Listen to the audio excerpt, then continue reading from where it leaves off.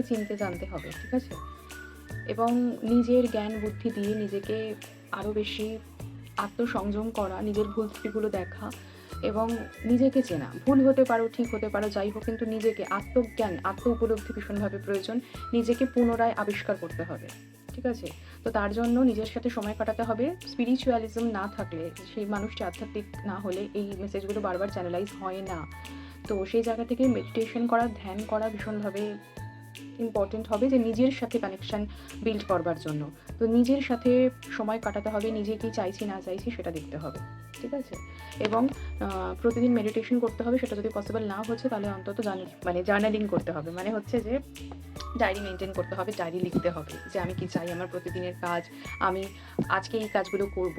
আমি দিনের শেষে দেখব যে আমি যেগুলো বলেছিলাম যে এই কাজগুলো আমি দেখব, সেগুলো কি আমি কন্টিনিউ করতে পারলাম নাকি কিছু মিস গেল। তো এই জার্নালিংটা করতে হবে। Self Discovery is important and introspection is important. মানে আত্ম উপলব্ধি, আত্মজ্ঞান, নিজেকে চেনা, নিজেকে জানা, ঠিক আছে? এটা ভীষণ এসেনশিয়াল হবে।